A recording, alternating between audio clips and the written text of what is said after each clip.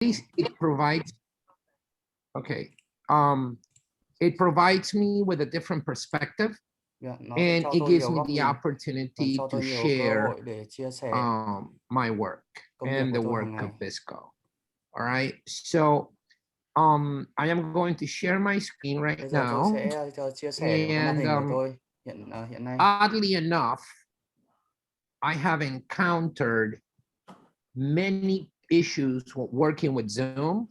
Thì hiện tại tôi đang có rất nhiều vấn đề And khi làm the việc với Zoom. issues Và cái vấn are đề that là when I play the khi mà presentation, tôi trình chiếu full I màn can hình see the slides thì tôi có thể changing, nhìn thấy cái slide nó but thay đổi. some people Nhưng mà will một số just get người a lại blank screen, nhìn thấy cái màn hình no trắng, không có change. gì cả, không có gì So thay I đổi am hết. not going to Và play the presentation. I'm just going to tôi be, sẽ không bật ở chế độ full màn going hình. slide Tôi by sẽ chỉ slide. And that làm theo từng way slide một we thôi. will Và avoid bằng cách đó thì chúng ta sẽ any tránh được cái type hiện tượng lag. of, craziness, and everybody can see everything and everybody can enjoy. All right, so first of all, my name is Rolando Nunez. I am a dentist. Tôi là một nha sĩ. I graduated in 1995. Tôi tốt nghiệp vào năm And 1995. I practiced dentistry for over 25 years. Vào trong ngành nha khoa I have a 25 năm rồi. master's degree in material science and biomaterials. Vật liệu sinh học. And I started working with BISCO Tôi làm việc với BISCO in the research and development phòng nghiên cứu lab, và phòng phát triển. helping developing products. I have been involved with BISCO for a long time. Tôi đã làm việc với BISCO thời I gian rất was là a dài consultant for them, a clinical Trước đó thì tôi consultant. làm And người then đánh giá lâm sàng. In the year 2013, I moved to Chicago and became a full-time employee. I am the current manager of clinical marketing at BISCO, and I work at BISCO full-time. So this is my disclosure slide. I work for BISCO. With that being said, I didn't come here to promote products. And I will discuss some products, BISCO products and other companies' products. But I came here more to share information on how to properly bond to the zirconia surface, which is becoming extremely popular in, all over the world. So, again, a little bit about myself. Đây là một chút thông tin về tôi. I'm not too concerned about tôi không my CV. Về cái việc CV của tôi trông như I thế think nào. anybody can write anything on a slide. I think that what's more important is the message that you want to get across. So if somebody wants to check me out, you can Google me. And I'm sure you will find information about what I do. It doesn't really matter to me. What matters is that at the end of the day, at the end of this presentation, you will have some information that hopefully it will be useful to you. That's what really matters. It doesn't matter my background. What matters is that the information for you is important and valuable. I am not a clinician nowadays. I am not. I practiced dentistry for many years. Okay. And I stopped practicing dentistry right before everything went digital. All right. When everything started becoming digital, impression taking and, scanning, digitals. There was CAD/CAM already, but now everything is so digital within the office. You can accomplish digital dentistry within the office. You don't have to send it out. So I never had a scanner. That's probably one piece of equipment that I never had in my hands. I don't know how to use it. And to be honest, that's not, I have no interest in learning how to do that. I'm not practicing, but I do a lot of research. I have a lot of interest in that. And I work, I have the opportunity to work in a very comprehensive lab. The laboratory at BISCO is very big, and it has many opportunities to do many things every day.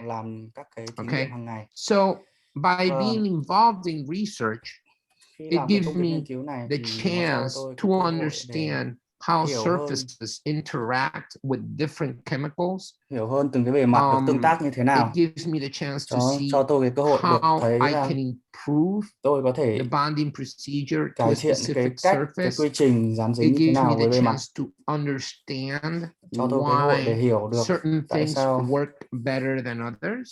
Tại sao cái thứ này nó sẽ It tốt hơn thứ gives kia, me cái the quy trình này chance tốt to hơn quy trình kia. understand why certain things don't work.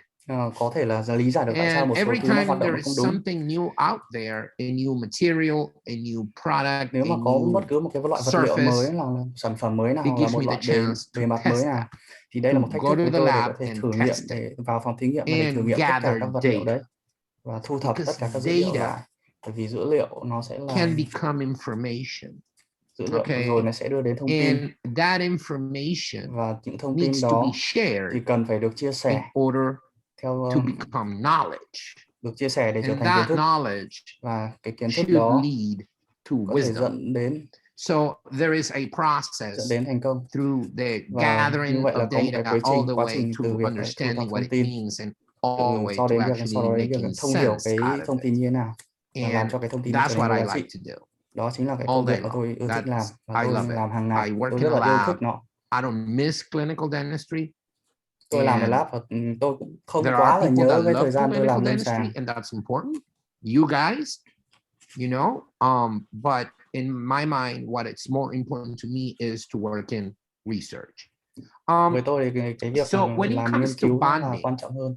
Khi mà nói đến bonding bonding, seems nói đến like a gắn dán very complex thì nó thing, you know. thường nó sẽ là một cái rất là Get khó. very confused Mọi người sẽ about có những bonding cái sometimes.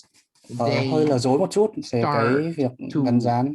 you know, they think about what products can they use. Họ sẽ nghĩ là kiểu Why gắn dán dùng sản phẩm gì, tại sao cái sản phẩm này tốt hơn sản phẩm kia, which product should they buy, sản phẩm nào nên mua, rồi thì people always ask me mọi người luôn for a luôn hỏi recipe. tôi là They hỏi tôi về want một to cái công thức. Họ everything muốn biết simple.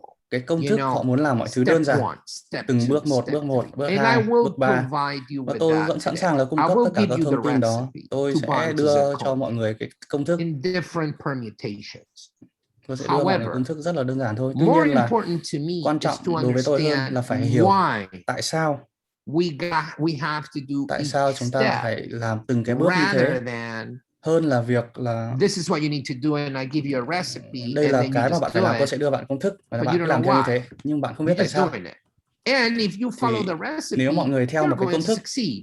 thì mọi người But cũng if you vẫn sẽ thành công. understand the Nhưng nếu why, mọi and người muốn then hiểu tại sao, if something happens, và nếu mọi người muốn biết là you can go vấn đề gì đó back xảy ra, and thì mọi người evaluate sẽ where the quay mistake lại và đánh giá was tại sao and what cái was lỗi the đấy xảy ra. reason for Nó the có nguyên failure. do tất cả So cho một cái lỗi. to me, it's more Và important đối to với tôi là understand quan trọng why, hơn because if you là mình phải understand hiểu tại sao. why, Bởi vì khi mà mọi người hiểu you tại can sao, do mọi người có thể anything làm with tất any cả mọi thứ product với tất because cả you mọi loại sản phẩm, understand bởi why, vì mọi and you người will hiểu bản chất. understand which product will work Và or mọi người which sẽ biết chemical sản phẩm will nào có work thể làm được, and cái phản why. ứng nào xảy ra được và tại sao, có thể To hiểu me, được tất that's cả. more important Đối với than tôi, đấy the là một cái recipe. việc rất là quan I trọng. will give you the recipe today. Tôi sẽ Don't không worry, đưa cho bạn, tôi but sẽ I'm đưa going cho to bạn công tell thức you the ngày hôm nay. why, which Nhưng is mà more mọi người cũng đừng lo, important tôi in sẽ my nói cho mind. mọi người là tại sao. Tôi sẽ So đưa cho in mọi người order công to thức. bond, all you got to do is have common sense and a little bit of Để knowledge. bond được thì để dán được thì chúng You ta need cần to phải có know một cái khái a niệm little bit of chung, một cái hiểu something. biết chung.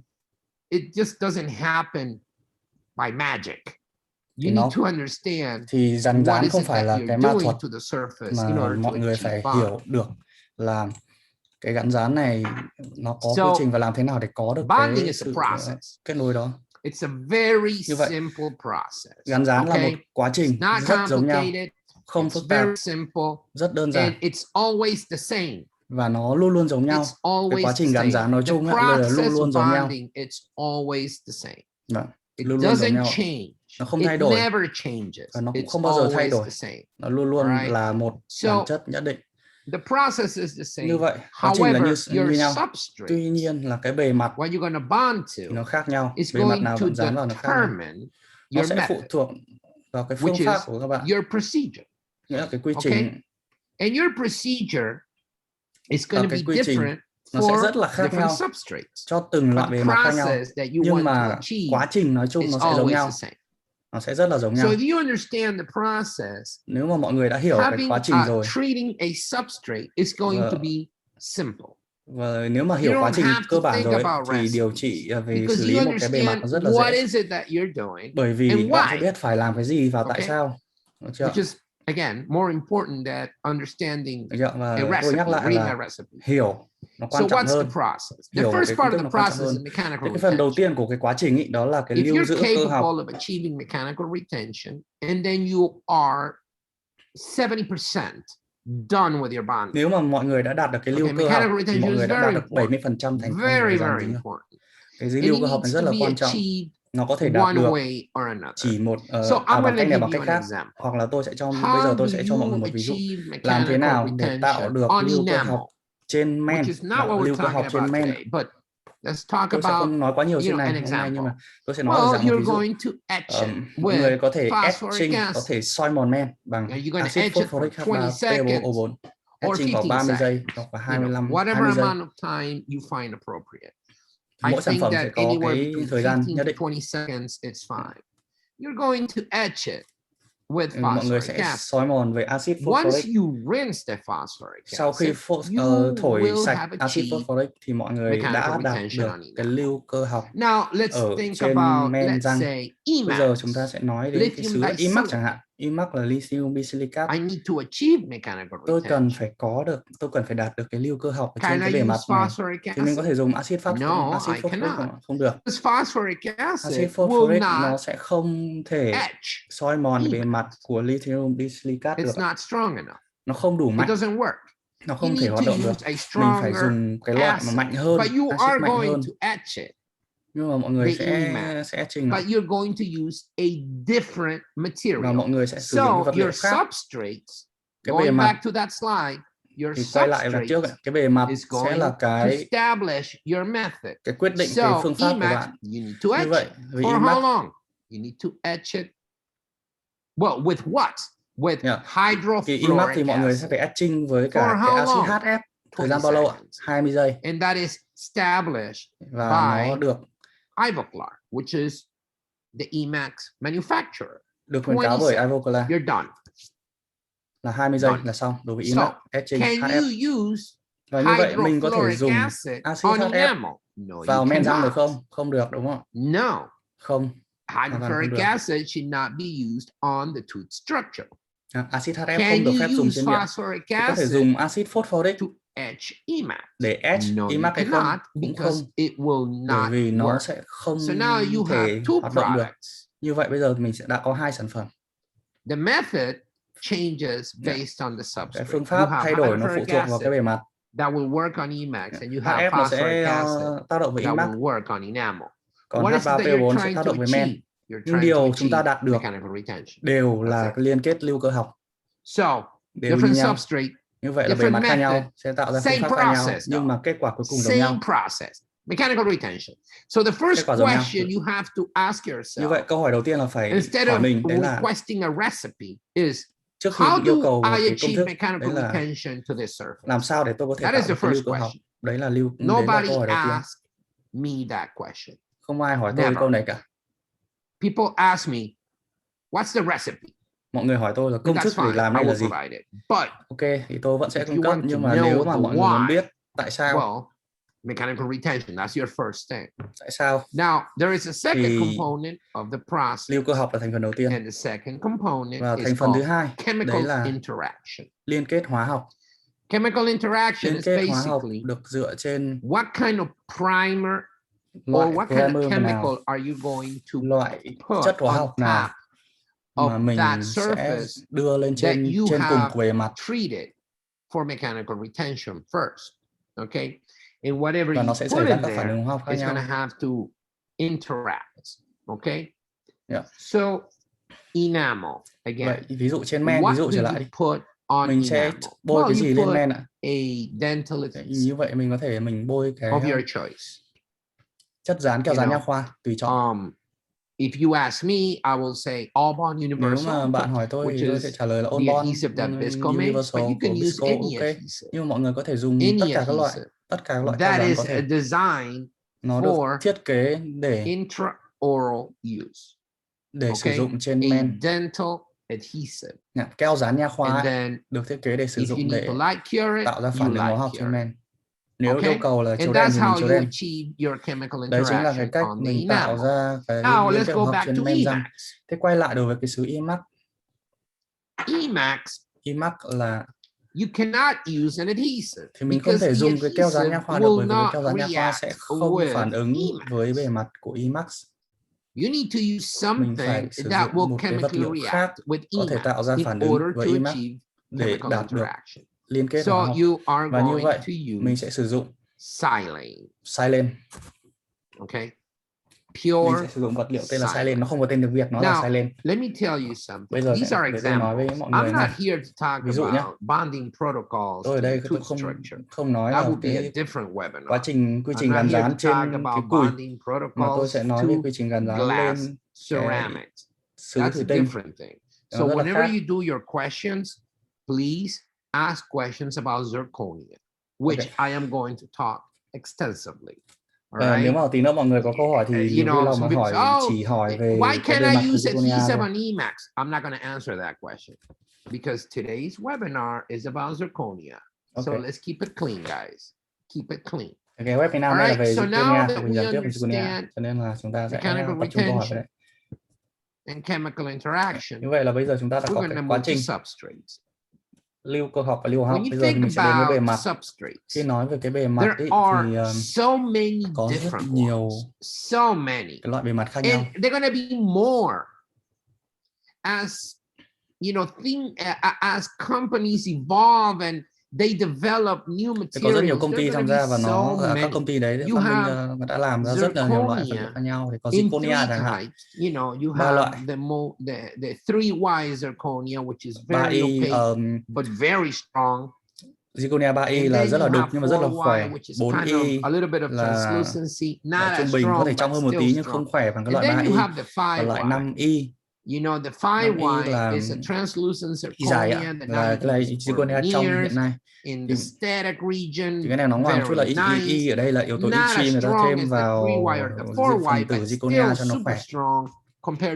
Cho nó trong, vì càng Y càng cao thì nó càng trong, nên nó càng yếu. Và ở hiện nay thì chúng ta đã có những cái công nghệ để làm ra những cái Zirconia nó vừa trong và nó vừa khỏe. And you have all these different brands.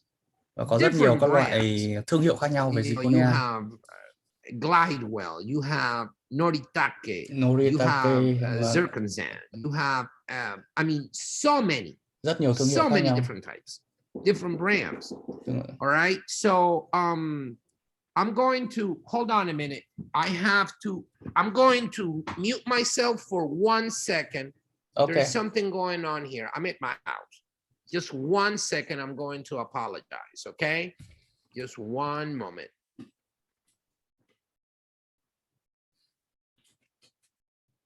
Hiện tại thì thầy đang có một chút việc, vì thế là thầy sẽ ra ngoài khoảng 1 phút. Thì không biết là từ đầu đến giờ thì mọi người có thấy phần dịch nó bị âm thanh có vấn đề gì không ạ, hoặc là có vào được không ạ?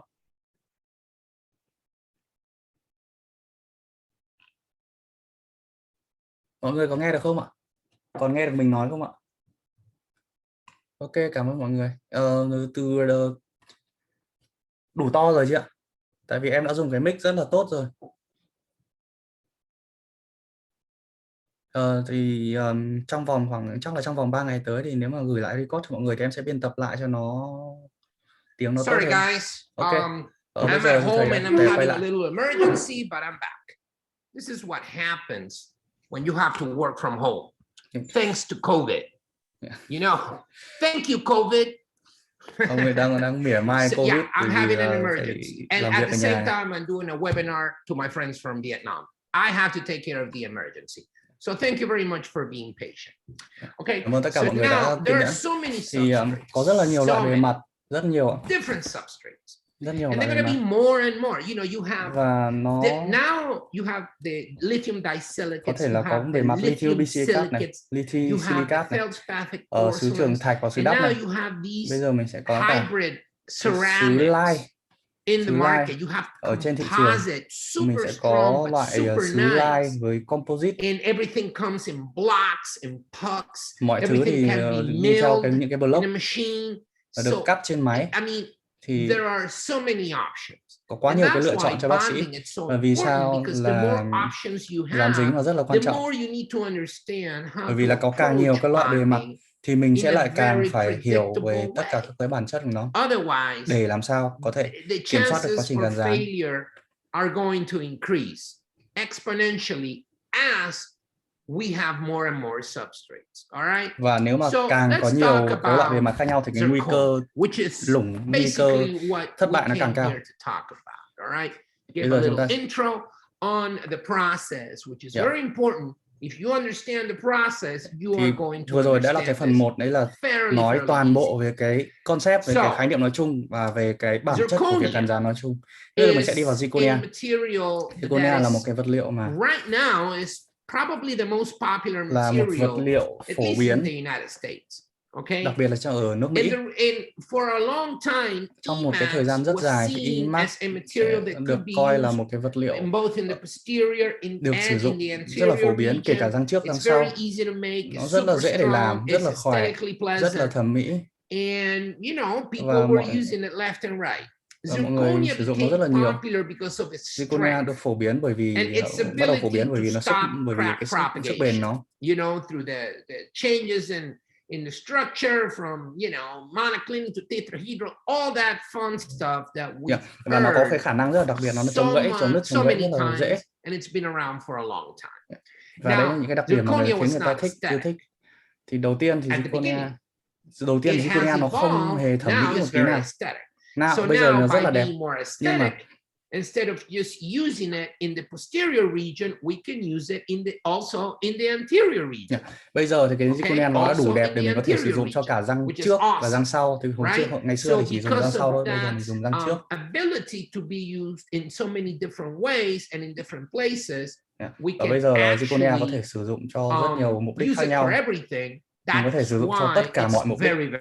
Và vì đó là lý do tại sao nó rất là phổ biến. Nhưng mà mình sẽ có một vài cái tin đồn thất thiệt về Zirconia.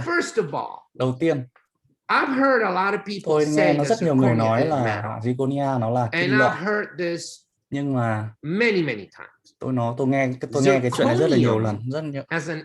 Zirconium là một nguyên tố, nó là kim loại. Tôi nghĩ nó ở số 40 ở cái bảng tuần hoàn hóa học.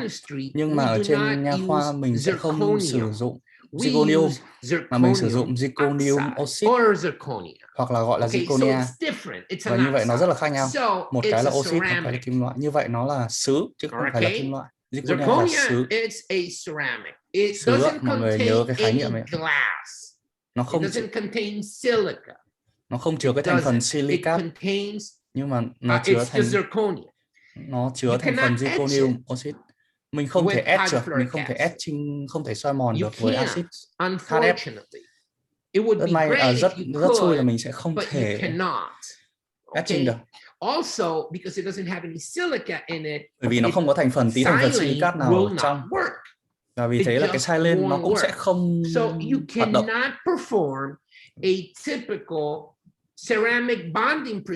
Như vậy mình sẽ không thể thực hiện được cái quy trình dán dính đối với sứ thủy tinh bình thường. Nó không thể làm được, nó sẽ không thể hoạt động được. Và bạn nghĩ thì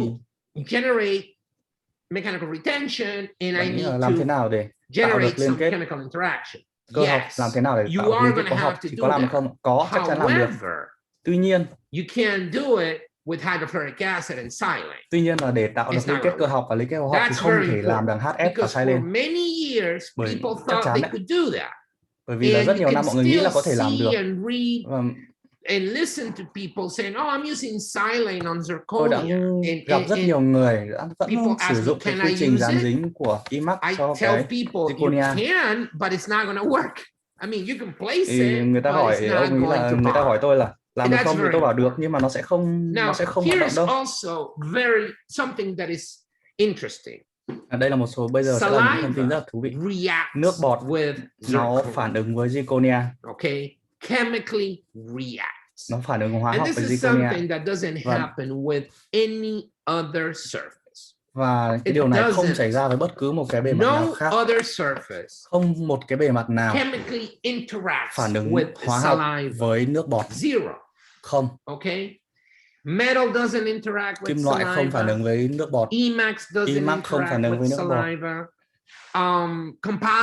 Composite cũng không phản ứng hóa học với nước bọt. You know, but nhưng mà Zirconia thì có phản ứng với hóa học. Nước bọt thì chứa phosphate lipid và phosphate lipid sẽ dính với cái bề mặt dán của Zirconia, nghĩa là cái mặt trong của cái cầu trục của mọi người. Và bây giờ mọi người chính thức đã, nếu mà cho tiếp xúc với nước bọt thì đã làm nó bẩn. Và điều này rất là quan trọng. Tại sao? Bởi vì chúng tôi ở trong phòng thí nghiệm này,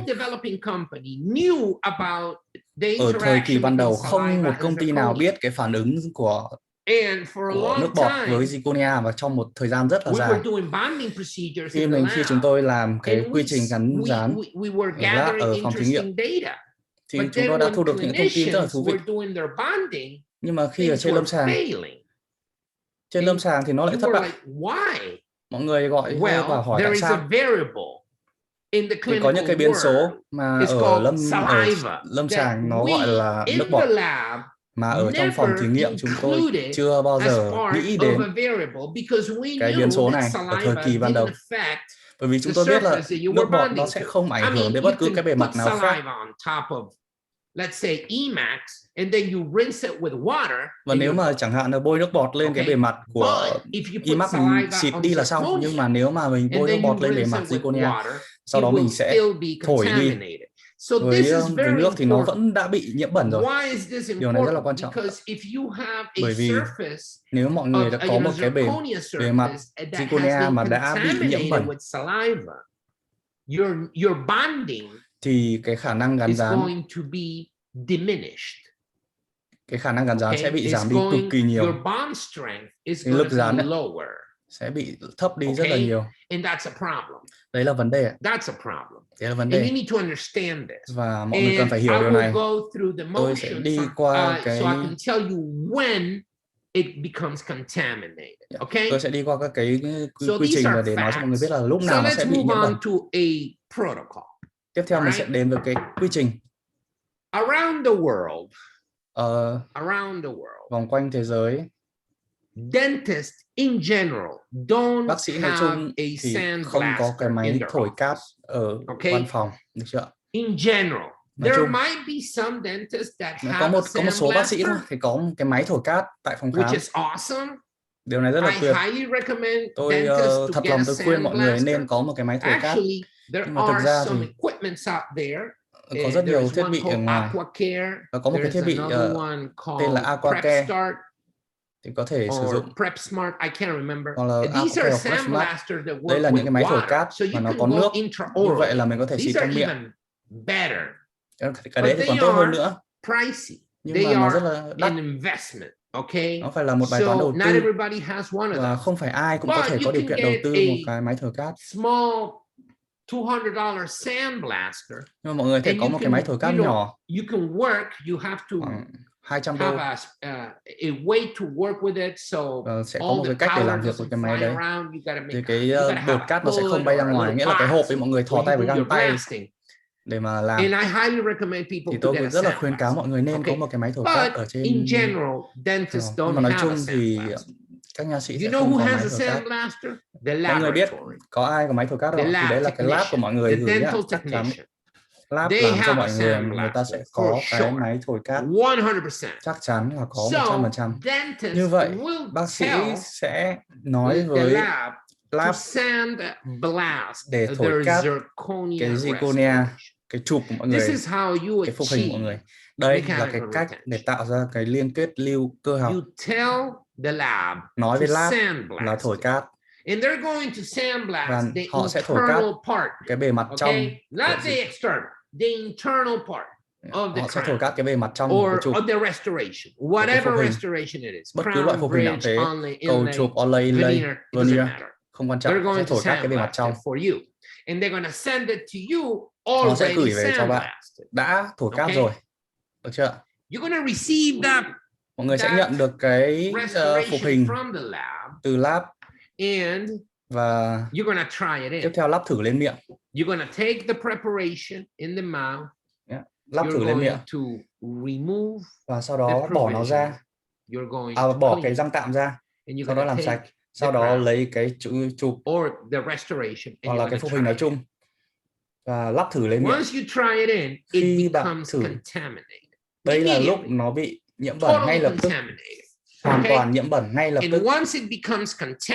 Và khi nó đã bị nhiễm bẩn thì mình cần phải làm sạch, mình cần phải rửa sạch nó. Và nước sẽ không thể rửa sạch được, nó sẽ không rửa sạch được cái nước bọt này. Có thể là cho nó vào thiết bị siêu âm được không thì cũng không.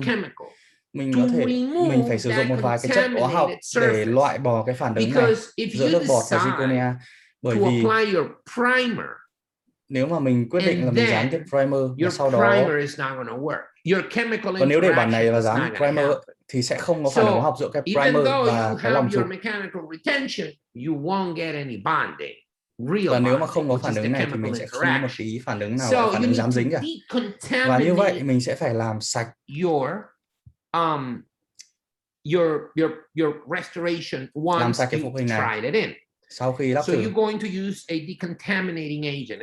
Và sau đó thì mình sẽ phải sử dụng cái chất làm sạch và tôi sẽ nói là sau bôi nó vào CT là xong. Và sau đó thì mình sẽ bắt đầu bôi cái primer là cái kem dán ấy. Câu hỏi tiếp theo là primer nào? Thì đáp án là một cái primer có MDP. The primer must have MDP. Cái primer này phải có MDP. Thì tôi sẽ cho mọi người xem một số cái primer hoặc là một số cái dung dịch làm sạch. Nhưng mà mọi người bắt buộc phải dùng cái loại primer có MDP. Bisco có cái Zirconia Plus, cái công ty khác nó, nhưng mà nó phải có thành phần MDP trong primer để tạo phản ứng hóa học với Zirconia. Để tạo phản ứng hóa học với Zirconia. Cái primer này có MDP bất kể loại nào, nó sẽ tạo phản ứng hóa học với Zirconia. I'm sorry, MDP is a monomer. And MDP nó chỉ là một dạng monomer that will specifically bond to zirconia. It also bonds to chính metal. MDP. Okay, but it bonds nó sẽ là liên kết với So zirconia. it is very important. Điều này rất là And quan then trọng. after you do that, sau đó, sau khi làm xong, use your cement. Now, what are you going to do on your preparation? That's up to you. Whether you want to bond or whether you want to use a self-adhesive cement. Cái việc tiếp theo là lựa chọn là nếu mà mình dùng quy trình gắn dán đầy đủ hoặc là mình dùng xi măng tự dính thì nó phụ thuộc vào mình. Nó không có một cái khuyến cáo nào cả. Nhưng mà có một điều quan trọng mà mọi người là một nhà lâm sàng phải xác định được lúc nào mình cần quá trình gắn dán đầy đủ hay là lúc nào cần dùng cái xi măng nhựa tự dính. Nhưng bây giờ tôi sẽ nói cho mọi người tại sao lại mọi người phải hiểu gắn dán với zirconia khác và gắn dán với cái QUY khác. For another minute, really quick, and then I will come. Và tôi sẽ xin phép mọi người 1 phút rất là nhanh.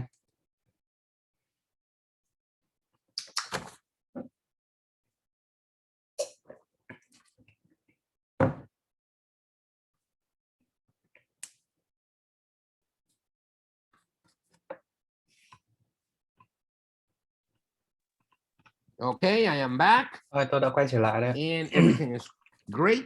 Mọi Thank thứ you rất so là much. tốt. All right. So, vậy now that you have understood this, mọi người đã hiểu cái vấn đề này let's chưa? talk about Bây giờ mình sẽ nói someone về that might have a sandblaster in. Bây giờ mình sẽ nói về các bác sĩ mà có cái máy thổi cát ở phòng khám. Nếu mà phòng khám có cái máy thổi cát thì họ sẽ có một cái lợi thế rất là lớn. Tại sao? they get the restoration họ lấy phục hình from the từ lab lab without any sandblasting done. mà chưa thổi cát ạ. And they are going to họ sandblast sẽ it thổi cát themselves. nó, tự thổi cát. So they try it in. As soon as they try the restoration, ngay khi mà họ lắp thử lên miệng contaminated. thì cái phục hình nó đã bị nhiễm bẩn, Now nước you bọt. can sandblast it. Và họ có thể thổi cát lại, take it out of the mouth, you rinse lấy ra khỏi it, miệng, and thổi now cát, you sandblast. thổi nước, sau đó thổi cát lại. If you do this, Nếu làm cái điều đấy you're not going to thì sẽ need không cần to use a decontaminating cái agent. chất rửa, chất It làm sạch. doesn't hurt, but it's optional. Đây là I tùy chọn thôi. think that the Tôi more nghĩ you là do, the better, because your nếu mọi bonding người is càng làm always nhiều better. quy trình thì But nó sẽ dám tốt, if you càng tốt hơn thôi. decide, Nhưng nếu I don't want to use a nếu mọi decontaminating người quyết agent định là because I have mình a có máy thổi cát rồi, mình sandblaster, không you're going cần to be dùng fine. cái chất làm sạch So nữa. the Ok, được. decontaminating agent is optional. By having a sandblaster, Nếu mà có you don't máy thổi cát ấy, need thì lúc này to have the cái decontaminating chất làm sạch nó là tùy chọn thôi, tùy And chọn then mọi you người thôi. Dùng cũng sandblast, được, không you dùng cũng được. rinse, you dry, Nếu and then dùng thì you nó sẽ càng tốt apply hơn. your Và quy trình tiếp MDP theo containing là sau khi primer. làm sạch xong thì mình sẽ Okay. bôi một cái primer có NDP, So nhắc lại there là is a primer có difference NDP. in, whether you sandblast it or whether it comes sandblasted. If Và it comes cái điều rất là quan trọng là bạn sandblasted phải biết cái chụp and của you bạn đã try được it in, thổi cát you trước khi have gửi đến cho mình to chưa. decontaminate. Và It's nếu mà sau khi mandatory. quá trình lắp thử lên miệng bắt buộc phải làm sạch. You have the sandblaster. Nếu mà You're bạn có máy going thổi cát to thì bạn sẽ the loại bỏ contaminated được cái surface lớp with the phản ứng ấy. sandblast. Lớp phản Okay, ứng so giữa nước that's bọt the và difference. That's a Zirconia, different loại bỏ hẳn được cái lớp đấy permutation đi. right there. Và mình That's sẽ không important. cần phải Okay, sử dụng so cái chất làm sạch nữa. if you have a Nếu mà mọi sandblast, người có cái máy thổi cát ấy, I think there are thì tôi nghĩ sẽ có some things to consider when một it vài comes thứ để down cân to nhắc the protocol for khi nói sandblast. về cái quy trình về thổi cát. We in the lab, Ở lab, ở and phòng thí this nghiệm is của chúng tôi ấy, not, thì this is something that we use because of research. cái thông số mọi người đang nhìn thấy nó sẽ thông qua là nghiên cứu, và nghiên cứu rất nhiều để ra cái này. Nghiên cứu bắt đầu từ những cái ngẫu nhiên, những cái thông số ngẫu nhiên. Và thông số này đưa ra cho mọi người là đã nghiên cứu rồi, hoàn toàn đã nghiên cứu rồi. The powder that we use is called cái loại aluminum bột oxide. dùng là bột nhôm oxit. Aluminum oxide comes in different sizes. Nó có rất nhiều cái cỡ khác nhau. It is not expensive. Aluminum oxide is very cái nhôm oxit này rất là rẻ. You can buy mọi người có thể mua rất nhiều cái loại nhôm oxit này với cái giá rất là rẻ, rất là tốt. We use a 50 micron chúng tôi sử dụng cái loại 50 micron nhôm oxit. 50 micron. 50 ạ. Can you use something? Mình có thể dùng around 75. Yeah, you can. Mình có dùng 75 được không ạ? Cũng được, nhưng mà chúng tôi dùng 50, chúng tôi khuyến cáo là 50. Đây là quy trình của chúng tôi khuyến cáo. We do control the pressure tôi sẽ kiểm soát cái áp lực khoảng 40 psi hoặc là 2,8 cân. This is in the lab. Đây là nghiên cứu của chúng tôi ở lab. In your office. Và có thể sử dụng ở trên công việc này. The first two, we like to really emphasize that, 50 micron, 40 psi. Đây là những cái thông số tôi đưa ra là khuyến cáo 50 micron và 40 psi. Thời gian thổi thì nó lại hơi khác một tí, vì nó phụ thuộc vào cái kích cỡ của cái phục hình. Sandblasting of a zirconia surface for bonding, usually the surface has the same surface area. Always, all zirconia samples that we have one size. Tất cả các cái mẫu mà chúng tôi sử dụng thì nó đều có một cỡ và nó phẳng. We know that it will take about 20 seconds. Và chúng tôi biết là với cái mẫu đấy thì mình sẽ cần phải thổi cát khoảng 20 giây. Nhưng mà ở trên miệng, chẳng hạn một cái chụp chẳng hạn, thì nó sẽ rất là khác. Nó sẽ rất là khác so với cái phòng thí nghiệm chúng tôi làm. Ví dụ làm một cái chụp nó khác so với làm một cái veneer, đúng không? Hoặc là cái thổi cát cái răng hàm nó sẽ khác so với cái răng, cái cầu, hoặc là so với cái răng trước. Và như vậy là mọi người phải biết, mọi người phải biết là mọi người thổi cát đúng. Và mọi người sẽ nhìn thấy cái bề mặt nó khác một chút sau khi thổi cát. Looks like you have sandblasted. Và phải nói chung là cái thời gian này phụ thuộc vào cái độ lớn của cái phụ hình. Tiếp theo là mình sẽ phải kiểm soát cái góc thổi, nozzle, the tip. cái mũi của cái đầu thổi cát ấy mình phải kiểm We soát. can control it at 60 degrees. All Ở we 60 say độ. is don't do it Và perpendicular. đừng có thổi Just vuông góc, make an angle làm nó vuông khoảng for 60 độ, your làm nó sandblasting chéo khoảng at 60 an độ. angle.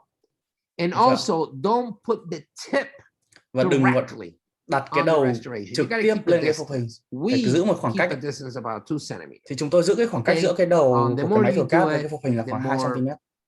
expertise you gain, the better you get at it. Okay. Càng But chính we xác do làm càng try chính to xác bao keep nhiêu thì these cái hiệu quả của bạn càng tốt bấy nhiêu. you know, bullet points as rules in the lab. Rules. All right. So your primer.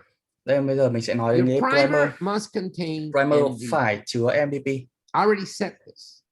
Tôi đã nói rồi đấy, là phải chứa It MDP. should be dedicated, meaning that you should try to use a primer that is specifically for zirconia and metal and so on, but for zirconia. Okay. Can you Nhắc lại use luôn an là cái này. adhesive that has MDP? Yes. Bạn có But thể you sử need dụng to cái loại like it. keo dán mà nó có MDP không thì And cũng your được, nhưng phải adhesive chấu đen. is not dedicated. Và nếu Your mà adhesive is dedicated for the tooth, cái for enamel and dentin. Okay. cái keo dán ấy thì thường nó sẽ sử dụng Can tốt you hơn use it on trên răng, trên zirconia? men. If your adhesive has MDP, yes. Nếu mà cái But primer if của you're bạn đọc thành phần cementing nó có MDP, zirconia ok, more and more, được. you should have a primer Nếu that mà is mọi người làm nhiều dedicated for your zirconia. làm nhiều Zirconia thì mọi người nên có cái primer có MDP này. Lúc nào cũng cần. MDP is a monomer MDP nó là một that monomer was developed by được a company called QUY. phát triển bởi một công ty A tên là very good QUY. monomer. Đấy là một monomer rất là tốt. A very good Một monomer, and you know it was added to adhesives, to cements, to primers. Một monomer rất tốt, có thể thêm được vào xi măng, có thể thêm được keo dán, thêm được vào cái primer. By a patent, and then the patent expired, and now everyone is using it. That's why nó có you một cái bằng sáng chế, bây giờ bằng sáng chế hết hạn rồi thì bây giờ rất nhiều công ty có thể dùng cái MDP monomer này. People say, well, mọi người nói là a monomer is a monomer. Cái monomer I'm sorry. You know, those monomers that other companies make, or you know, it's not the original monomer. It's kind of like rất nhiều người nói là các công ty khác làm MDP, mỗi công ty nó lại khác nhau, nó có thể là một số loại fake nhưng mà thực ra không phải. Lý do tại sao tôi lại nói điều này không phải thì I have to turn on my phone. The reason it's not correct. Lý do mà tôi nói là không phải bởi vì MDP is a molecule. Là một loại phân tử. Nó không thay đổi. Okay, it's a chemical structure. Nó là kết cấu học. Nó không thay đổi. Is the cái điều mà thay formula đổi of your primer. Là công thức của primer. So you have different formulas. Mình sẽ có các công thức khác nhau. Khi mình thêm cái thành phần MDP vào.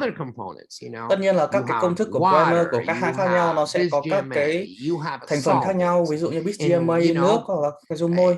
For example, ví dụ như là Dr. Khan and I, nếu mà decide to make a primer, bác sĩ Khánh he's quyết định làm một loại primer over there in Vietnam. I'm gonna make it here in Chicago. Thì tôi sẽ làm cái Việt Nam, bác sĩ Khánh sẽ làm một cái ở Mỹ chẳng hạn. Thì cả hai cái đều có MDP. Cả hai cái đều có MDP. He's going to make his own formula. He's going to add, let's say, là bác sĩ Khánh sẽ làm riêng ra một cái loại công thức khác nhau cho các cái công dung môi khác nhau vào. 10% MDP and 20% water, 20% nước chẳng hạn, 80% 80% nước thì acetone chẳng hạn. Whatever, it's his formula. Đấy chỉ là công thức thôi. Tôi có công thức của tôi ở Chicago, nhưng mà tôi quyết định dùng cái cồn để làm cái dung môi. Và tôi không thêm bất cứ một cái nước nào. Ethoxylated bisgmate, whatever. Tôi thêm một số thành phần như bisgmate, cái gì cũng được. Cả hai, tất cả nó đều có MDP. So cả hai cái sản phẩm đều có MDP. It's not the problem. Nhưng mà cái công thức thì khác nhau. MDP is a structure. MDP nó là một cái cấu trúc. What changes is the formula.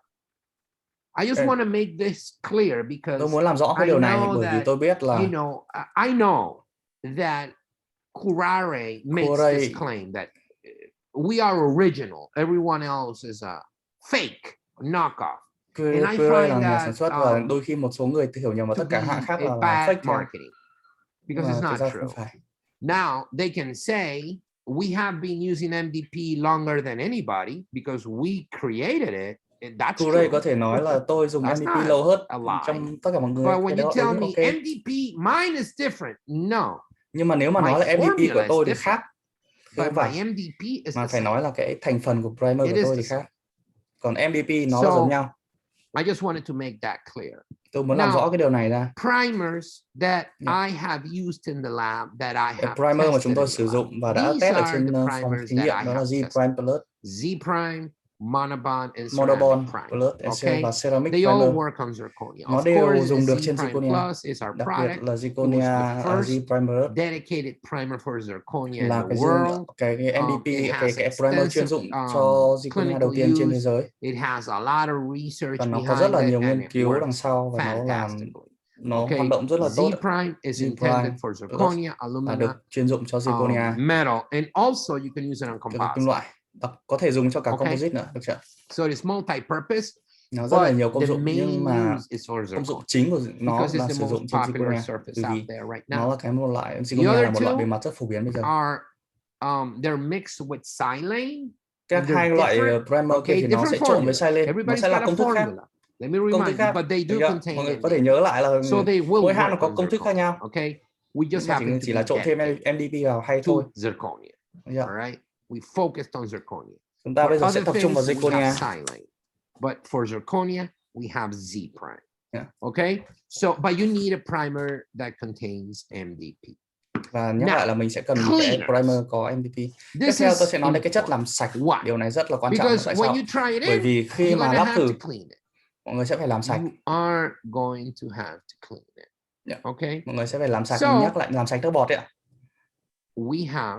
Và chúng tôi có hai sản phẩm này. Ivoclean và Zirclean. Ivoclean is from Ivoclar. Ivoclean là từ Ivoclar. Đây là cái loại mà sản phẩm tẩy sản phẩm chất làm sạch đầu tiên trên thị trường. Đóng trên một cái lọ màu hồng mà mình sẽ phải bơm ra, bơm một cái giếng, xong là dùng cái chổi. Bôi lên bề mặt, sau đó thổi đi, nó sẽ hoạt động tốt. Let me make that clear. It will để tôi work. làm rõ cái điều này, nó sẽ làm được, nó sẽ tẩy rửa được cái bề mặt, nó sẽ hoạt động rất tốt. Cái Ivoclean. Bisco decided to make it như vậy, Bisco đã quyết định là làm một cái chất rửa tất làm sạch của riêng mình tên là Zirclean, dạng gel trong một cái xi lanh. Nó có thể bơm trực tiếp ra cái phụ hình. Có rất nhiều loại tip khác nhau, cái đầu khác nhau, nó thay ở cái tip đấy. Sau đó thổi đi thế là xong. Nó sẽ hoạt động rất là tốt. Cả hai cái sản phẩm này đều tốt.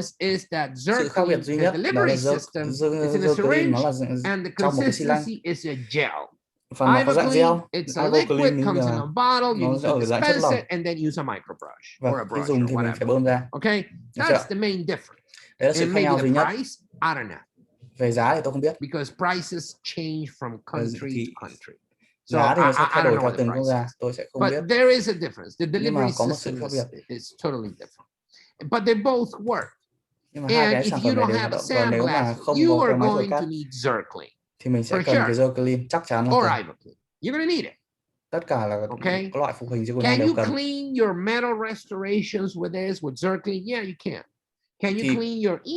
Có thể rửa Emax hoặc rửa kim loại không? Ok, cũng được. Nhưng mà lúc ấy sẽ sử dụng bằng như nước hay thay nước không? Nhưng mà đối với Zirconia thì nó không phải là loại nước như kiểu nước thông thường, mà đây là chất tẩy, chất làm sạch. Bởi vì là Zirconia sẽ bị nhiễm bẩn với nước bọt. Được chưa? Nhắc lại lúc nãy không? I just want to make that distinction. For zirconia, this is mandatory. For Emax and other things, this is optional. Đối với Zirconia là bắt buộc, được chưa? Đối với các loại vật liệu khác thì nó là tùy chọn, có thể dùng hoặc không. Như vậy mình sẽ phải cân nhắc trước khi những cái thông tin này.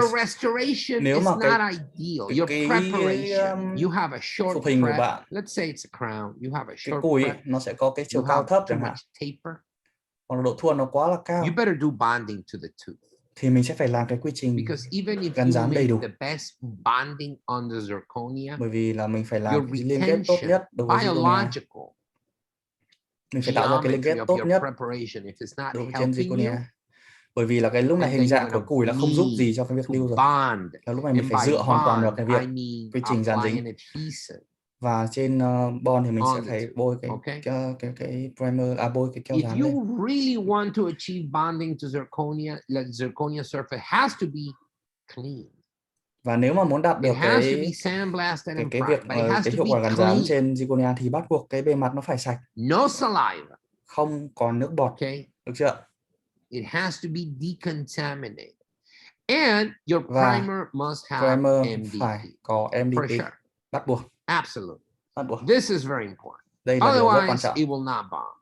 It will not. Còn không nó sẽ không thể No bond. bond được, không thể dính được. Được không It ạ? has to have Nó phải MDP. có MDP Okay. được trong primer. Now, there are cements Sẽ có một vài loại xi măng contain MDP. chứa MDP. They are usually Người ta self-adhesive cements. These are thường two đóng thường ở examples. dạng là xi Panavia măng tự dính, and ví dụ như là Theracem. Panavia và Okay. Theracem. And Theracem contains thì MDP. chứa Panavia MDP, contains Panavia có MDP. Speedsem from Speedsem Ivoclar của contains Ivoclar cũng MDP. có MDP. There are a few. Có một There vài are cái a loại xi few măng có cements chứa that MDP. contain MDP. Okay, Được and chưa? they will work Và nó sẽ the hoạt zirconia động surface. trên bề mặt của Okay. Zirconia. What's the difference? Sự khác I nhau là mean, gì ạ? what's the benefit? Sự lợi ích cái That này là if gì you ạ? are going Là to nếu mà bond to muốn zirconia dán dính and đối với you're going to Zirconia use Theracem, for thì mình example, sẽ dùng you chẳng don't hạn need to Theracem chẳng hạn, apply a thì mình sẽ primer không cần phải bôi with primer MDP với MDP. because a Được chưa? Theracem Bởi vì alone Theracem bản thân will bond nó sẽ to dính zirconia. với Zirconia. MDP is incorporated in the MDP formula. là thành phần đã bổ sung trong But cái here's công thức the của deal, cái xi măng này. This is important. Đây là Very, điều rất là very quan trọng, important. rất là quan trọng. It needs to be decontaminated first. Nhưng mà cái điều quan trọng là mọi người vẫn phải làm sạch cái chụp trước, cái thục hình của mọi người trước. Được chưa? Lắp thử và sau làm sạch. Và sau đó bơm Theracem vào. Xong. Bơm Theracem lắp lên răng. Otherwise, your Theracem is not going to bond. Nếu không thì Theracem sẽ không dính, nó sẽ bị nhiễm bẩn và nó sẽ không dính. So that's very important. So đây là điều now, rất quan trọng. can you use Theracem for all types of restoration, zirconia restoration? Nếu mà có câu hỏi là Theracem có dùng cho tất cả loại phục hình không thì không. Phục hình của các bạn nó phải có cái chiều cao, nó cái cùi nó phải đủ cao, được chưa? Cái độ lưu tự nhiên, cái độ thuôn nó phải có. Tuy nhiên là ví dụ như là với vernier chẳng hạn thì nó không hề có một độ lưu tự nhiên thì không dùng cái Theracem được. Nghĩa là cái xi măng, tất cả các loại xi măng tự dính nói chung đều có thể sử dụng đối với các loại phục hình mà nó có cái lưu tự nhiên tốt. Ví dụ cầu chụp có độ cao tốt, inlay nó có lưu cơ học rất là tốt. Thì chúng ta sẽ xem một số loại sản phẩm. They work best if you use a primer, even though Panavia has MDP. Một số loại sản phẩm nó sẽ có MDP. When you use it with a primer, it works better. Nhưng mà các loại sản phẩm này thì nếu mà sử dụng kèm với primer thì nó sẽ tốt hơn. Their primer. So Panavia, specifically Panavia, đặc biệt là works fine. If you use their primer, it works better. Bình thường cái xi măng của Panavia này cũng gắn rất là tốt, nhưng mà nếu mà dùng thêm primer nó sẽ tốt hơn rất là nhiều. It doesn't make it better. Theracem cũng thế. So you really don't need a primer. Theracem thì mình sẽ đối với cái hiệu quả khi mình dùng thêm cái primer thì nó sẽ không thay đổi, xin lỗi mọi người, nó sẽ không thay đổi. Thì cái xi măng của Panavia kia thì nó khác một tí là bình thường thì nó cũng đủ tốt rồi, nhưng nếu mà dùng thêm primer nó sẽ tốt hơn. Còn đối với cái xi măng Theracem thì sử dụng cái primer hay không thì nó cũng đều tốt như nhau.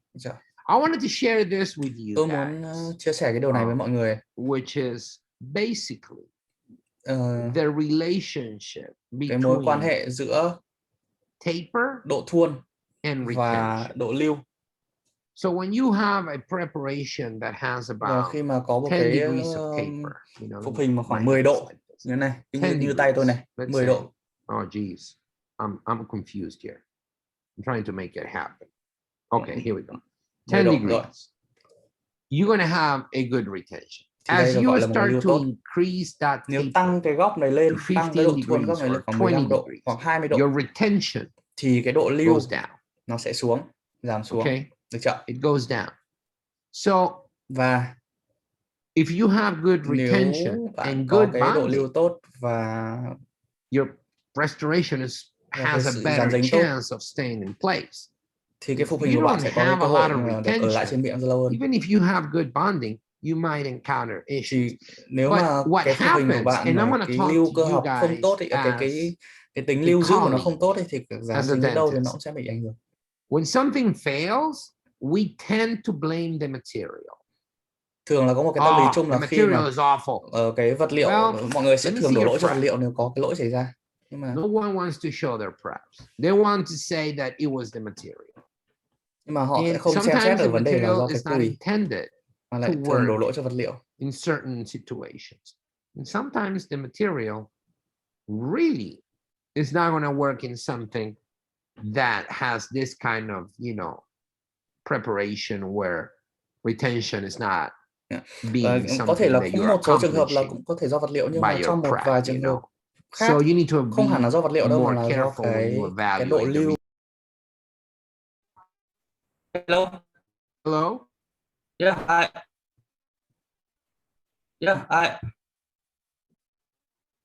Hello? Hello. Yes. I have been disconnected from Zoom. Now I'm reconnect. Okay. All right. Can I continue? Can you wait for me about 2 minutes? I have to check the interpretation function. Okay. I'll wait. You let me know when to start again. Okay.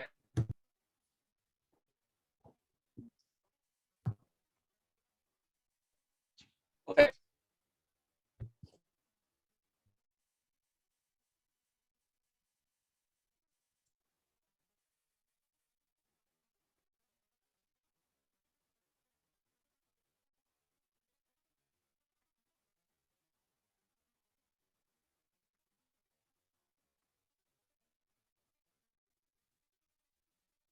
Mọi người đã nghe được cái phần dịch của mình chưa ạ?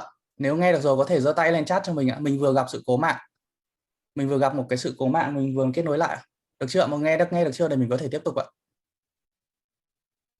Không, mà mình đã dự phòng đường truyền rồi, nhưng mà cái này là nó do cái sự cố của mạng Viettel buổi tối thôi mà.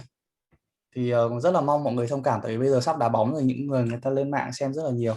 Cảm ơn mọi người. Bây giờ mình sẽ tiếp tục được không ạ? Okay. Now we can continue. Thank you for waiting.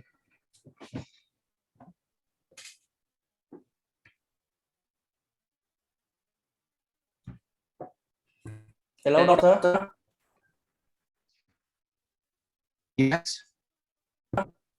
Okay, here we go. Yeah. Perfect. Now Okay, so we can continue. continue. Well, Yeah. thank you so much. So this table gives you a relationship. Cái bảng này sẽ cho mọi người một cái mối quan hệ giữa cái chiều cao của phục hình và hold on, I'm sorry. Từ đã. Thì Something tôi came in the middle of my có gì nó tôi phải thay đổi cái này. The height of your prep. Chiều cao của cái cùi và cái độ So we'll thuôn. have a prep that's about 4 millimeters in height. You can use, and you have a good taper about 8, Ví dụ như là chiều cao 4 mm chẳng hạn, xong đến 8 mm độ thuôn, thì có thể sử dụng cái xi măng Fuji chẳng hạn, hoặc là xi măng Fuji giáp cấu nhựa, hoặc là cái xi măng tự dính. Ok. Nhưng mà nếu cái độ thuôn nó tăng lên ấy, now you're moving towards a little bit more bond, độ thuôn like tăng lên, self-adhesive cement, and the glass ionomers don't work anymore. Độ thuôn tăng lên chẳng hạn đến 4 mm và 16 độ, thì lúc này là cái Fuji nó không dùng được nữa rồi. Thì lúc này mình phải dùng cái xi măng nhựa tự dính. Được chưa?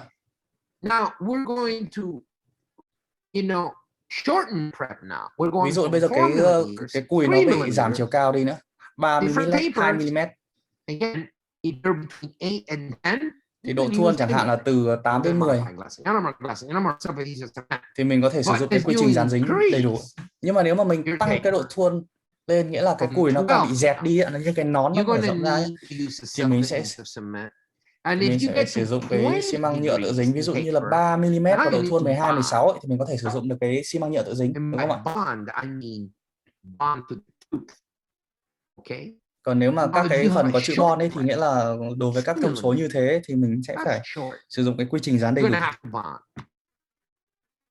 And as you increase your taper, now you have to think about crown length.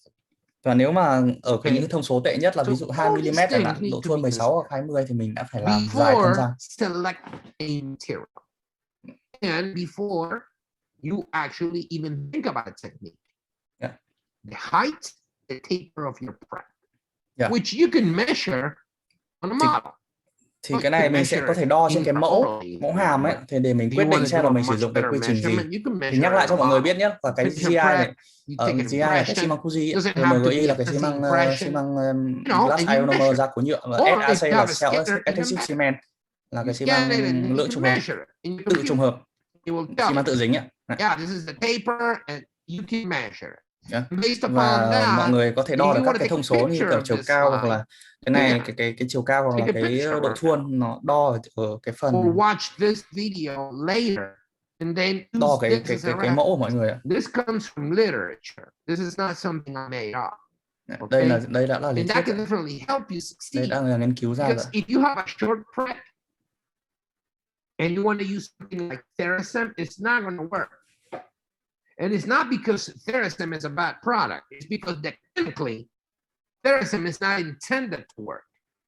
You need to bind to the tooth. Trong một vài cái trường hợp ấy mà khi gắn Theracem mà không được ấy, thì phải kiểm tra lại cái cùi này độ cao và cái độ thuôn nó có ổn không, được chưa? Thì lúc này cái xi măng nhựa tự dính chẳng hạn là mình sẽ dính cái trường hợp mà mình phải sử dụng cái quy trình dán đầy đủ, nhưng mình lại dùng xi măng nhựa tự dính thì nó cũng sẽ không được. Things don't always relate to what happens in the lab. Most of the time it doesn't. Because I can provide you with the best bonding protocol, but if you have a short prep, it's not going to work. Like, you can bond to Và như vậy là tôi có thể cung cấp cho mọi người cái quy trình rất là đầy đủ, nhưng mà mọi người sẽ phải hiểu là lúc nào dùng cái gì. Hey, I watched your webinar and I did everything you told me and I bought all the products and the crown fell off. And the first question I'm going to ask you is, what was the height of your prep? Có cái câu hỏi là ví dụ một người gửi email tôi nói là tôi đã nghe webinar của ông, tôi mua tất cả sản phẩm, tôi làm đúng tất cả quy trình, tại sao rơi? Thì tôi hỏi lại là chiều cao bao nhiêu? What is the height of your prep? Chiều cao cái cùi là bao nhiêu? 2 mm. Thì người kia nói là 2 mm. Thì bây giờ mình sẽ không, tôi trả lời là sẽ không dùng được cái Theracem nữa rồi. You learn the hard way. So this table is interesting. I find it interesting that tôi thấy nó thú vị bởi vì là some clinicians một vài nhà don't lâm like to sàng evaluate these things. Okay, you should. Okay, đánh giá dựa trên bảng này và bạn cũng thế nên thế bây giờ là với những cái phục hình mà độ lưu nó tốt, thế nào là lưu tốt là từ 3 đến 4 mm và up to 16 degrees in taper, và lên đến 16 độ về độ thuôn ấy, thì mình có thể dùng Theracem chắc chắn luôn. 3 mm và 16 độ độ thuôn đều có thể dùng được Theracem, cái xi măng nhựa tự dính này. Không cần sử dụng cái Z-primer là cái primer MVP ạ. Và tất nhiên vẫn phải nhớ là bôi cái Zirconia để làm sạch nhé. Vẫn phải nhớ là phải bôi cái 100% phải sử dụng để nó đảm bảo là cái chất lượng gắn tốt nhất. Nếu mà mình phải sử dụng cái phục hình mà lưu không tốt ấy, if you have a prep that is not retentive and a veneer, hoặc là một cái veneer Zirconia nhé, just for you to know, nó không lưu tốt ấy. A veneer prep is not retentive. Nó không lưu tốt đâu. So you're like, oh, I have some incisors, they have 7 mm in height. Yeah, but your prep is not retentive. Ví dụ như là nói là tôi có một cái veneer răng cửa tận 7 mm cơ, nhưng mà thực ra là veneer nó không có một tí gì lưu về mặt cơ học. Và lúc này mình vẫn phải sử dụng cái Zirconia sau khi lóc thử nhá, để còn làm sạch, nó bọt nhắc lại rất là nhiều lần. And then you're gonna have to và sau đó mình phải dùng bôi primer the Zirconia. Why? Chuyên dụng cho Because Zirconia, you're not going to use a Theracem. bởi vì mình sẽ không sử dụng thưa xem And then on the như thưa xem tooth, được. you're going to use a bonding Cái này mình technique. phải bôi cái Whether primer it's vào cái total cùi. etch, Còn trên răng whether it's self thì mình etch, phải sử dụng whether it's cái keo dán để selective, bôi lên cái that's up to răng, you. bôi lên cái cùi răng sau khi And that's etching. a Cái phương different pháp etching nào webinar. tùy mọi người. Nó sẽ là một cái Okay. webinar khác về việc là xử lý cái bề mặt You're răng. going to use your bonding technique.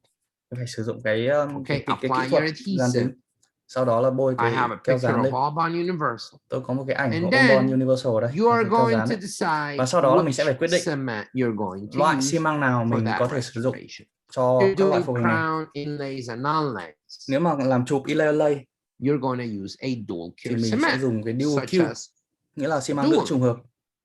Như ví dụ như là dual link. if you're going to do a veneer, Nếu mà mình làm một cái veneer you need to use thì mình a phải sử dụng light một cured cái loại xi cement, măng chiếu đen such as như là choice tool. choice tool. Okay, so this Được chưa? is what you need Thì xi to măng bond to zirconia đây là tất cả những gì bạn in cần để mà dán case dính vào of zirconia.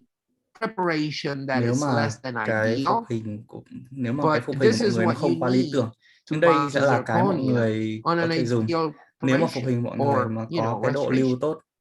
Okay, Được chưa? so you can, but you see the difference Mọi người nhìn thấy sự khác nhau between rất a là nhiều retentive prep giữa cái phục hình lưu tốt and a và cái phục hình non-retentive lưu prep. không tốt. Huge difference. Sự khác biệt rất You're là still lớn. going to achieve good bond. Mọi người vẫn có thể đạt được cái sự dán dính tốt với zirconia, luôn luôn có thể đạt được With Theracem, với Theracem. what you're not going to achieve is bond to the tooth structure when you need to bond to the tooth structure. And this is where you need to make a clinical assessment. Và nếu mà trong trường hợp mà mình Now, không có độ lưu tốt, mình phải sử dụng quy trình dán đầy đủ. Consider that if you decide to use visco product. Nếu mà mình sử dụng sản phẩm visco nhé, nếu mà sử dụng Theracem thì Z-Prime Plus nó không cần thiết. 100%. 100% không cần thiết. If you're using Theracem, All-Bond Universal is also not needed. Nếu mà dùng Theracem thì cái keo dán All-Bond Universal không cần thiết bởi vì nó tự dính rồi. Now, you need to realize that Theracem contains calcium. Và tiếp theo phải nhận ra là Theracem nó có cái thành phần canxi ở trong ấy, thì nó sẽ đục. Nếu mà mọi người in an area that is aesthetic and sử you're relying dụng on để shade gắn thẩm mỹ chẳng hạn, I mean, it all depends. If you think your cement thì will mọi have người phải an cân nhắc. impact, Nếu mà mọi người phải xem là cái màu này, màu Theracem này nó có ảnh hưởng đến cái quyết định cuối cùng của mọi người hay không. Mọi người phải cân nhắc rất là kỹ trước khi gắn.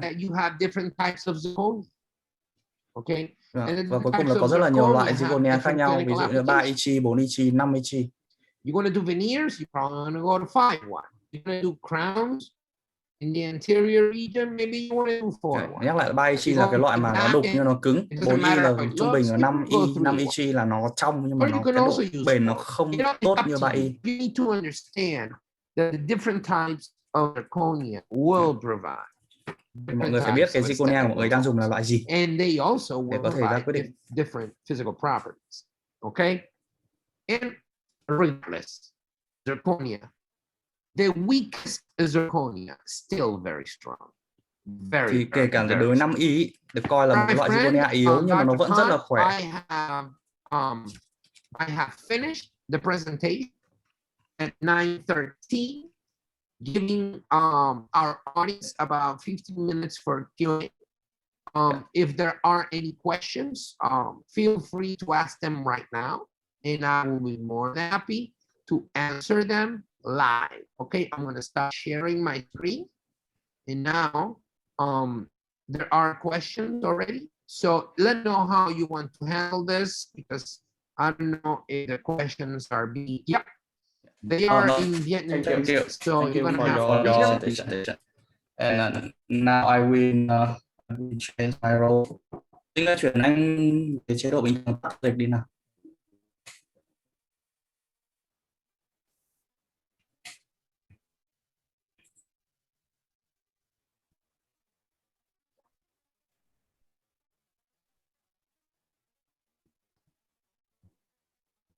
Okay.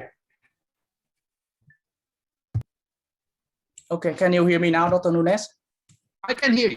Yeah, thank you for your presentation. It's a very detailed, and we have a lot of questions. I think so. I have to say something to our attendee, so it's wait.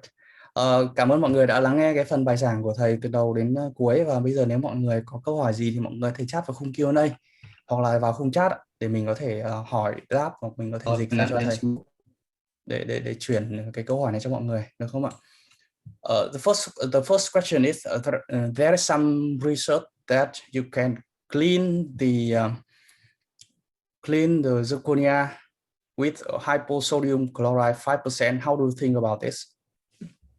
The first question. Yeah, I don't know. Sorry, I cannot hear you. I think. Hello. Yeah, now I can hear you. Yeah, the answer is I don't know.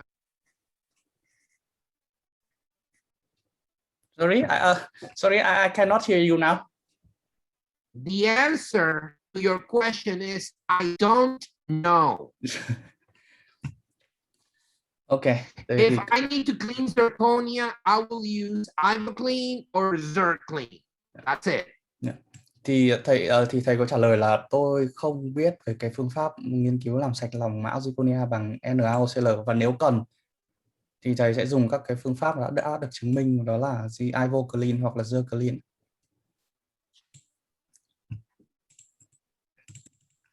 Okay, the second question is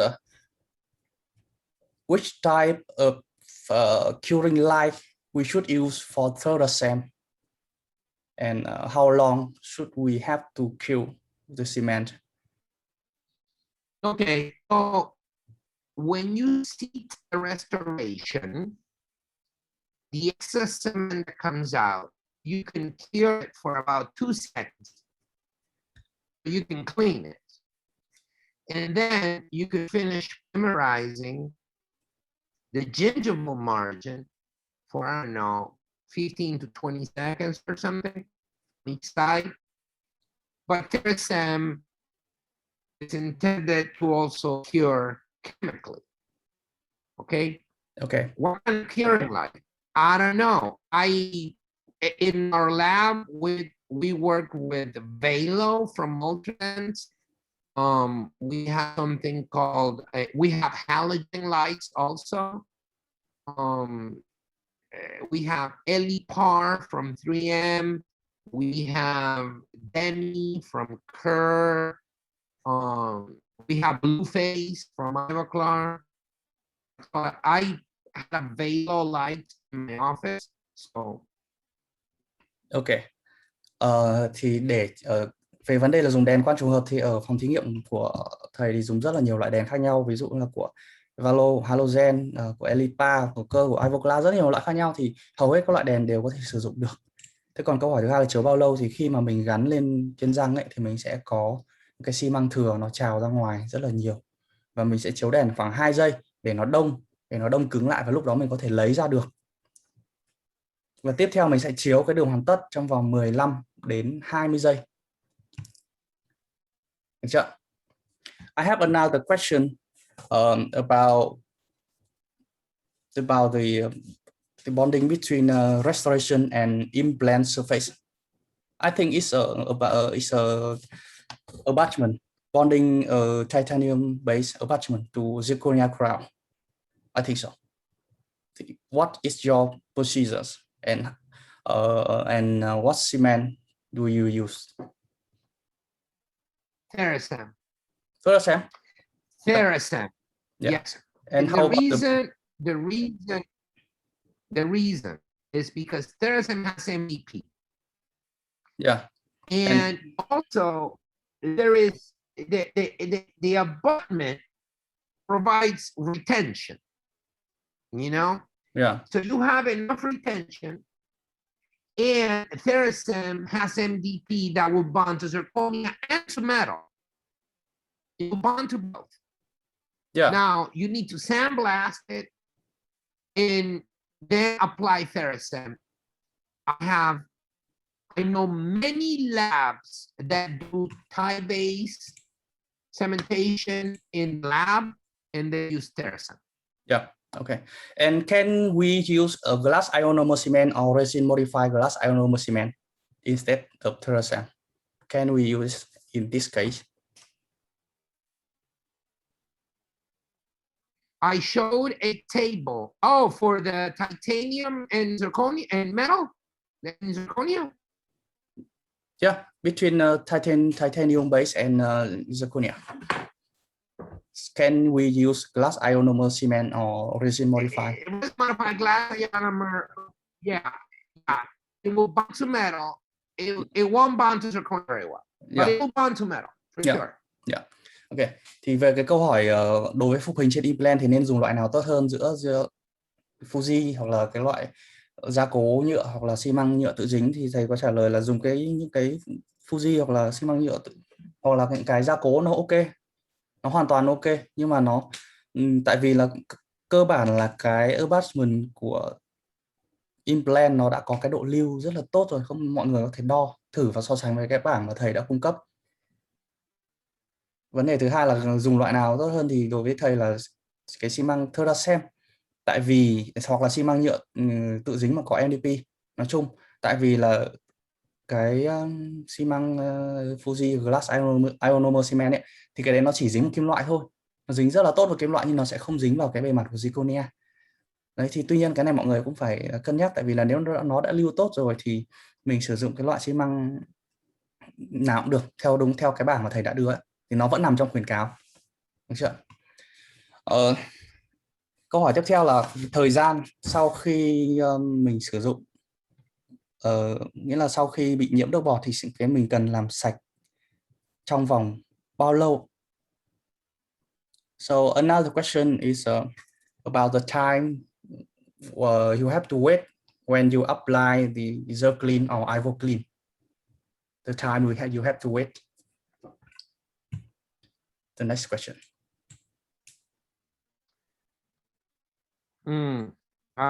Okay, so for Zircon, if I'm not mistaken, I believe it's 20 seconds.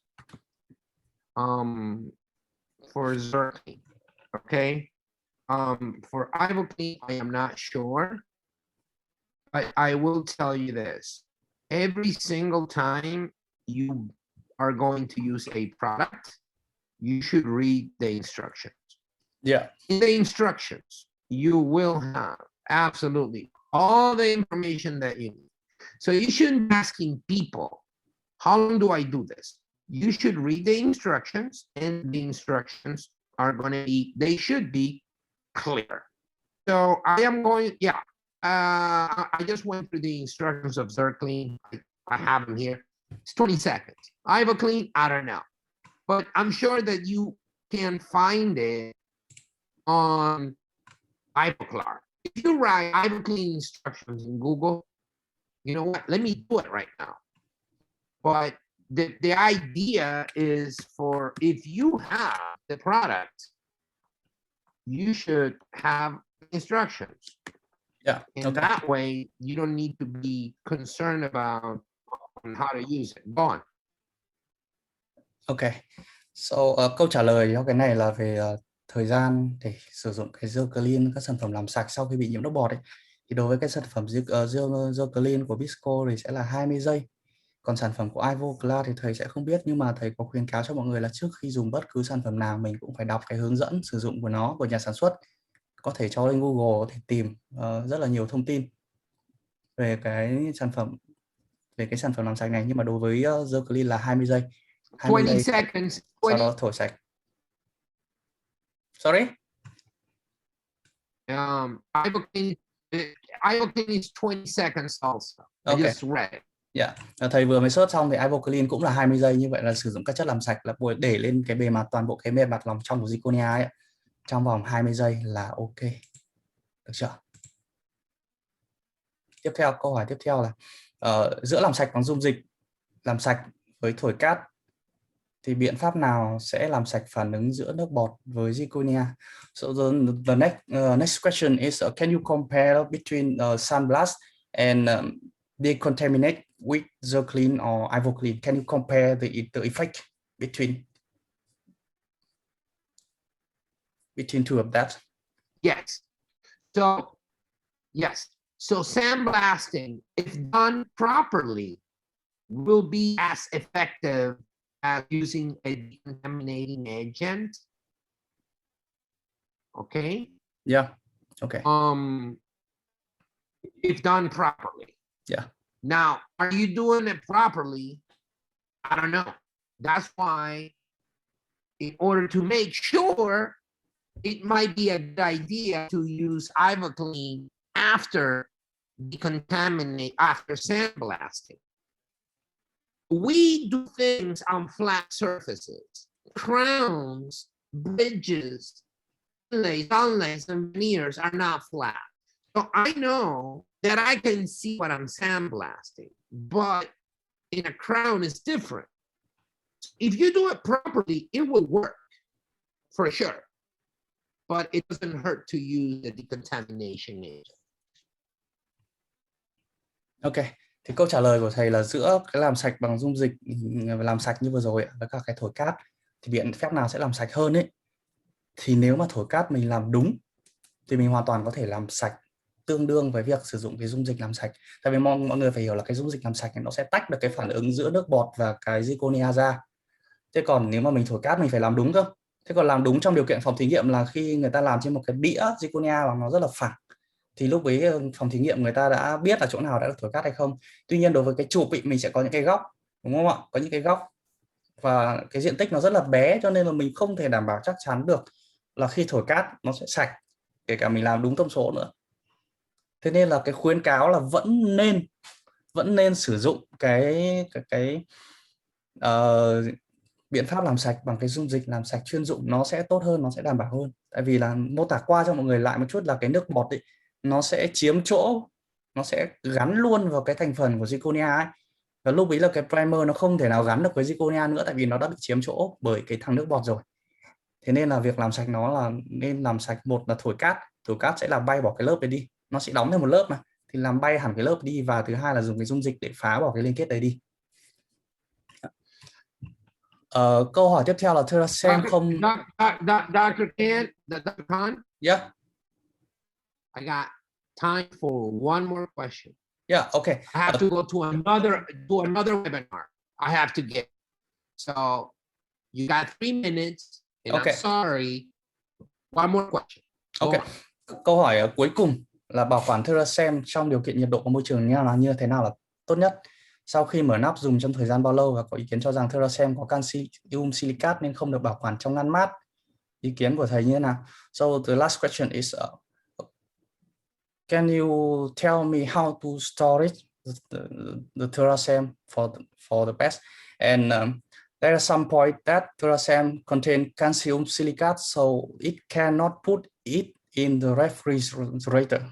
So how do you think about this? The question is about the storage of Theracem. Okay, if you keep it at room temperature, you're fine. Now, room temperature varies per country. Vietnam is very hot. I have been there. It's very hot. Okay. So maybe put it in the fridge is fine. You can put it in the fridge, but you got to look at the temperature range of Theracem. If you can put it somewhere where it's, maybe in a cabinet or it's a little fresh, it's better. But the high heat can be a problem for any dual cure material. There is an impression material, anything that is chemically cured. Yeah. The heat can affect. Yeah. Can you tell me about the temperature range of Theracem? Temperature range. I am going to look at it right now. I am looking at it. I'm gonna, find it. And I'm gonna see if I can give you the proper temperature range. Hold on one second. Reviews. I'm gonna give you the temperature range. Let me just find it. And let me see, cautions. Theracem. Give me 1 second. Yeah, I'm waiting. Okay, so do you guys do it says here storage at room temperature, 20 to 25 degrees. That's basically what it's saying here. Okay. So that's it. It does not need to be refrigerated. I don't know if it will hurt the material. We never put it inside a fridge. Yeah. So I don't have an answer. Okay. But if you keep it in temperature range, you're fine. Okay. Về cái câu trả lời này thì đâu rồi? Sorry mọi người. Câu trả lời là bảo quản Theracem trong điều kiện nhiệt độ và môi trường như thế nào là tốt nhất. Và sau khi mở nắp, sau có ý kiến cho rằng là Theracem có chứa calcium silicate nên không được bảo quản lạnh. Thì ý kiến của thầy như nào? Thì câu trả lời là bảo quản trong cái nhiệt độ, đối với nhà sản xuất ghi là nhiệt độ phòng, nó sẽ ở mức là 20 đến 25 độ C, nhưng mà cái nhiệt độ này nó rất là khác ở tất cả các quốc gia khác nhau, nó đều khác. Và cái nhiệt độ 20 đến 25 độ C này, nếu mà mình đảm bảo được nó luôn luôn ở trong cái điều kiện này, nó sẽ không làm sao cả. Nhưng nếu mọi người để nó bị nóng hơn chẳng hạn, hoặc để bị lạnh hơn chẳng hạn, nó cũng là một nguyên nhân. Thì nó có thể hỏng. Thế còn cái việc là về cái nguyên liệu, cái vật liệu calcium silicate mà không nên được bảo quản ngăn mát thì thầy chưa có những cái nghiên cứu cụ thể về vấn đề đấy. Nhưng mà cái việc sử dụng để bảo quản Theracem như thế nào thì đảm bảo cái nhiệt độ 20 đến 25 là tốt nhất. Và còn nếu mà ở Việt Nam nó là cái đất nước nhiệt đới nó nóng, mình có thể để vào ngăn mát nếu mà có cái tủ mát ấy. Nhưng mà tóm lại là vẫn phải để ở nhiệt độ 20 đến 25 độ C. Thì mình sẽ bổ sung thêm một chút cái này về phía mình là xử lý các cái vấn đề về Pisco tại Việt Nam. Nếu mọi người sử dụng cái xi măng Theracem có bất cứ vấn đề gì, hãy đừng có ngần ngại gọi ngay cho nhân viên công ty Thái Bình Dương để có thể xử lý được. Và phải xử lý cho mọi người ấy, tại vì là nếu mà không xử lý cho mọi người thì rất dễ mọi người sẽ tưởng là nó không làm sao, mọi người gắn thì nhỡ lại có vấn đề gì đấy, đúng không ạ? Thì đây là quyền lợi mọi người có thể liên hệ để công ty trước hết là kiểm tra, xử lý, sau đó gửi lên hãng Pisco để kiểm tra và đổi bảo hành cho mọi người. Cái này là mình sẽ nói thêm ở ngoài một chút, bởi vì mình là người phụ trách các vấn đề này ở khu vực miền Bắc, khu vực miền Nam sẽ có người khác phụ trách, được chưa? Và đây là câu hỏi cuối cùng rồi, tại vì là thời gian của thầy cũng có hạn. Và sau đây thì các câu hỏi còn lại thì mọi người có thể gửi vào cái email mà info@dentalpacific.com.vn để mình có thể gửi cho thầy để trả lời thêm, được chưa? Và rất là cảm ơn mọi người về cái buổi học hôm nay. So Dr. Nunez, thank you for your presentation today, and I hope we can have another webinar soon about another topic. And once again, thank you for today. Thank you so much for the invitation. It was my pleasure. It's good to see you, brother. Yeah. See that you're doing well. Yeah. Sorry if I was not sufficiently clear. My English is not my first language. Yeah. I try. Sometimes I fail, but that's just what we do. All right. I have to go. Yeah. Thank you so much to everyone, and I gotta go to another webinar. Bye bye. Yeah. Thank you. Bye bye. Cảm ơn tất cả mọi người ạ. Và các cái video bài giảng này thì có thể là chậm nhất sẽ gửi đến mọi người trong khoảng 3 ngày, nghĩa là ngày 14 ạ, 14. Thì có thể gửi đến email, mọi người có thể để ý check email cái phần hộp thư hòm thư cập nhật hoặc hòm thư xã hội ấy, nó sẽ có một cái email đến từ Pacific Dental, sẽ có cái hướng dẫn cho các cái để truy cập các cái phần video bài giảng này ạ. Và một lần nữa xin cảm ơn tất cả mọi người, và mình có thể nhắc lại là mọi người có bất cứ vấn đề gì về sản phẩm Pisco thì có thể liên hệ với sale của công ty Pacific, hoặc là mình là người trực tiếp phụ trách tất cả các vấn đề của sản phẩm Pisco ở tại khu vực miền Bắc, được chưa? Và đấy là quyền lợi của mọi người. Mình cũng không muốn là mọi người gắn lên bệnh nhân mà nó lại có vấn đề gì đấy mà mọi người không biết ấy. Thì mọi người có thể hỏi mình ạ, và mọi người có thể không để mình có thể hỗ trợ mọi người tốt nhất, được chưa? Và cảm ơn mọi người. Chúc mọi người có một buổi tối xem bóng đá vui vẻ, và có một buổi tối ngủ ngon. Cảm ơn tất cả mọi người đã tham gia ngày hôm nay. Xin chào.